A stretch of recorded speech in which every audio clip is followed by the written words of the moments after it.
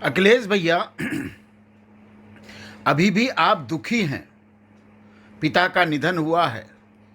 पिता के निधन के बाद हर बेटा वर्षों तक दुखी रहता है।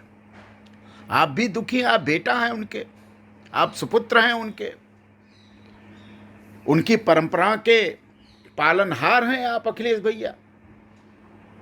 आप दुखी हैं। 1 महीने के लगभग आदरणीय मुलायम सिंह जी का, धरती पुत्र का निधन हुए बीत चुका है। धीरे धीरे गम अपने आप समाप्त होता है। मृत्यु किसी परिवार के लिए अच्छा नहीं होता। वो भी बड़े बुजुर्गों का मृत्यु तो अत्यंत दुस्सहनीय होता है। भले बुजुर्ग हैं, लेकिन उनकी छाया, हर बेटा, हर परिवार अपने बुजुर्ग की छाया चाहता है। हर परिवार चाहता है कि हमारे पिता, हमारे दादा, हमारे दादी, हमारी माता जीवित रहें, हमारे आँखों के सामने रहें, उनका आशीर्वाद मिलता रहे, उनकी जितनी सेवा हो सके उतनी सेवा किया जा सके। यह हर परिवार का एक नियम है। हर परिवार चाहता है, चाहे कितना भी वरिष्ठ परिवार का सदस्य हो जाए, 100 साल हो जाए, 120 साल हो जाए, लेकिन जब उसका निधन होता है तो परिवार गमगीन होता ही है। परिवार में कष्ट होता ही है। 2 बूंद आंसू गिरते ही हैं। 10 दिन 11 दिन तक कुछ करने का मन नहीं करता, इसमें कोई दो राय नहीं है। अखिलेश जी, यही परंपरा आपके साथ भी होगी। हम ये जानते हैं कि आप आदरणीय मुलायम सिंह जी के निधन से अभी उबर नहीं पाए हैं। हम ये जानते हैं कि आदरणीय मुलायम सिंह जी का निधन आपके लिए अत्यंत पीड़ादायक और दुखदायी, ये भी हम जानते हैं। हम मुलायम सिंह जी के चरणों में श्रद्धांजलि अर्पित करते हैं। उनके प्रति हमारे जैसे लोग भी दुखी हैं। लेकिन आपने राजनीति शुरू कर दी है। मुलायम सिंह जी के निधन के बाद, उनके कर्मकांड, उनके क्रिया सब होने के बाद आपने अब राजनीति शुरू कर दी है। आपने कई बयान ऐसे दे दिए हैं। आपने मतदाता सूची पर गड़बड़ी का आरोप लगाया है। आपने कहा कि मतदाता सूची में छांट छांट करके यादव और मुसलमानों को अलग किया जा रहा है। सब आरोप आप लगाना शुरू कर दिए हैं। योगी जी पर, उत्तर प्रदेश के मुख्यमंत्री योगी जी पर आपका हमला शुरू हो गया है। मतलब कि आप धीरे धीरे पिता की मृत्यु से हुए कष्ट से उबर रहे हैं। मैं आपसे एक निवेदन करना चाहता हूं भैया अखिलेश जी, बहुत गंभीर निवेदन है।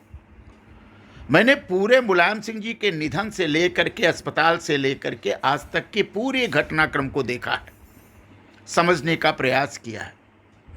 मैं भी उनके लिए शोक श्रद्धांजलि सभा मैंने की है, क्योंकि वो वास्तव में धरती के नेता थे। वास्तव में जमीन से उठ के बड़े नेता हुए थे। उनके कद का नेता अब देश में कोई बचा नहीं है जिस कद में मुलायम सिंह जी थे। लेकिन एक चीज़ आपने शायद गौर किया कि नहीं किया, लेकिन मैंने इस बात पर बहुत गंभीरता से गौर किया। जब मुलायम सिंह जी का निधन हुआ था अखिलेश जी, और जब उनकी शव यात्रा निकली, तो उस शव यात्रा में कितने मुस्लिम भाई शामिल थे, कितने मौलाना शामिल थे, देवबंद और नदवा के कितने बड़े मुस्लिम व्याख्याकार या सिद्धांतकार या मुस्लिम सिद्धांतों को मानने वाले धर्मगुरु शामिल थे। ये मैंने नहीं देखा। आप देखे होंगे तो मुझे नहीं पता, लेकिन दिखाई नहीं पड़ा कि नदवा से, देवबंद से, मुस्लिम पर्सनल लॉ के बोर्ड से, या ओवैसी जी की तरफ से, या अन्य मुस्लिम बड़े बड़े धर्म गुरुओं की तरफ से कोई उसमें शामिल हुआ हो, मुझे नहीं दिखा। दूसरी बात अखिलेश जी, ये भी ध्यान रखिएगा कि जब उनका निधन हो गया, उनका कर्मकांड हो गया, उनकी अंत्येष्टि हो गई, तो कितने मौलाना, कितने मुस्लिम धर्मगुरु, कितने मौलवी, कितने मुस्लिम इस्लाम को जानने वाले, इस्लाम करने वाले मुस्लिम नेता आपको सांत्वना देने आए, ये भी आपने ध्यान दिया ही होगा।